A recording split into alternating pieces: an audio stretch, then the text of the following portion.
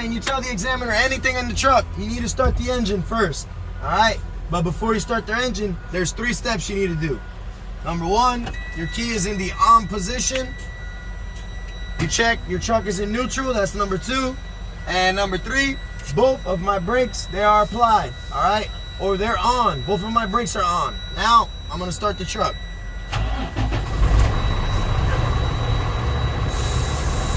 When I start the truck, the very moment, I'm going to start with the gauges. The first thing you want to do, I got my oil pressure gauge. It's building to normal and the warning light is off. My water temperature gauge is building to normal and the warning light is off. In the middle, you have your volt gauge. Shows me the alternator is working between 12 and 14 volts and the warning light is off.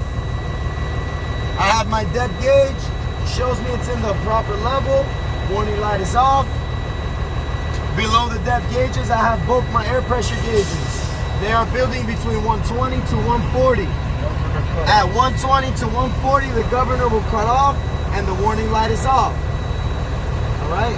Now that I finished the gauges, I'm gonna go to the left and go to the mirrors. All right. My mirrors properly mounted and secure, clean and visible, no cracks, and they are adjusted to me, or they're in my position. From the mirrors, I'm gonna come back inside to my seat belt. It's properly mounted and secure on both sides. There's no cuts, no tears on the seat belt, and it clicks in and clicks out properly. Now on the floor of the the floor of the cabin, I have a red box of 3 reflective triangles, as well as a fully charged fire extinguisher secure with the clamp. And I know that it's full by checking with the gauge. And you know, I should, but I'm supposed to, but I have a box of extra fuses, all right? You will have a box on your exam, all right? From the 3 safety equipment, which was the 3 reflective triangles, the fire extinguisher, and the fuses, we're gonna go right here to the heater and the defrost, all right? So we'll turn the fan on, make sure the air is facing us, and the heat is on. All right, my heater is working properly, and then we change to the defrost, all the way to the right.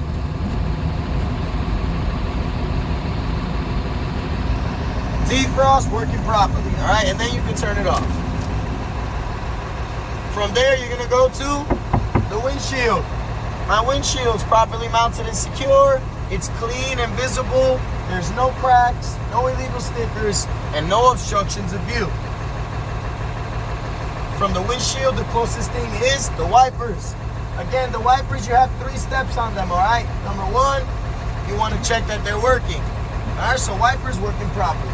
And then you have the 3 parts of the wipers. So you have your wiper arm, your wiper blade, and your wiper rubber. They're all properly mounted and secure and in good condition, and the rubber has no cracks. And the 3rd step, you're gonna check the washer fluid. You're gonna push this button in right here, and you're gonna hold it until the water comes out. Washer fluid working properly and in full level, all right? Now, from those 3 steps on the wipers, we're gonna go to all the lights. I have my left turn signal, right turn signal working properly. My 4-way flashers working properly. I got my low beam all the way up. Always, and please leave it all the way up. So low beam working properly. And then you got your high beam. You're gonna push it out. You're gonna see the blue light stay on, working properly, all right? And then we turn them off.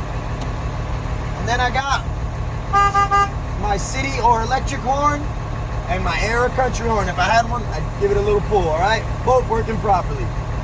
All right, that's the end of the cabin inspection.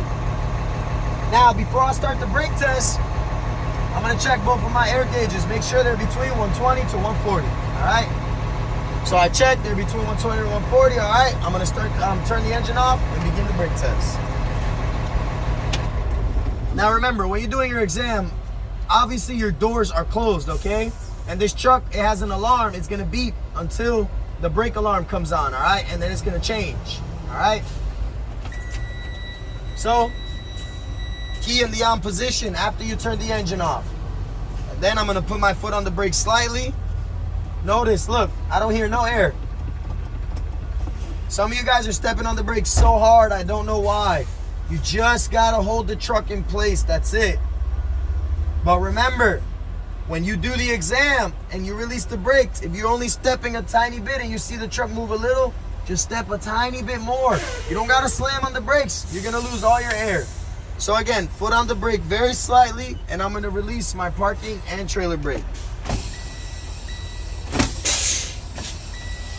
All right, now that I released both of my brakes, I'm now waiting for my pressure to stabilize.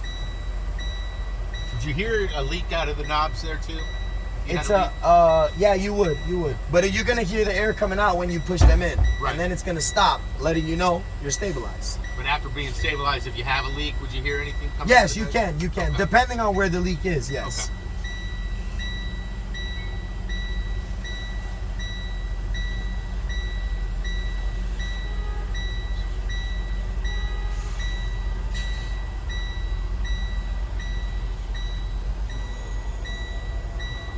Again, this whole time, I'm waiting for my pressure to stabilize. Doesn't matter how long it takes. All right, my air pressure is stabilized now. All right. And I know it's stabilized because it stopped moving. And I don't hear any air. Now, I'm going to start my timer and check that I cannot lose more than 4 pounds in 1 minute. Class B, 3 pounds, 1 minute for your timer. 2 pounds? 3. 3? No, you're not Class B. You're Group B. No, Class B. Oh. You are Class A. This is Class A truck. Okay.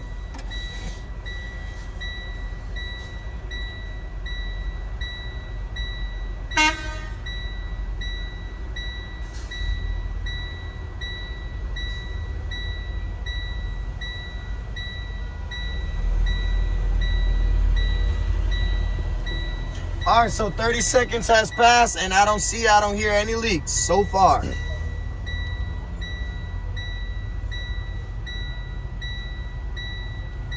Again, that beeping, just because the doors are open.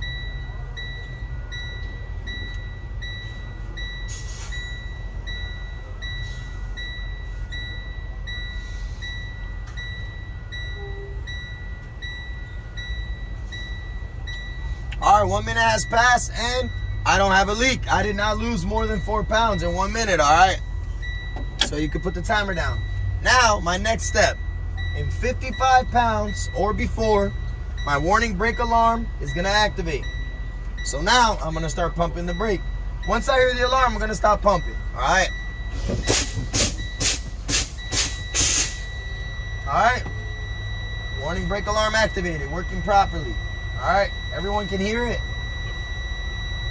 Now, between 20 to 40 pounds, both my parking or emergency brakes, they're both gonna pop out. I'm gonna continue pumping the brake until they both pop out. If one pops out, don't stop and look at your examiner, because he's not gonna tell you anything. He's waiting for you to know, oh, I gotta keep pumping, just like Jonathan said. Just keep going, it doesn't matter. And you need to look in the brake knobs. The gauge is not gonna show you they both popped out. You need to look at the brakes.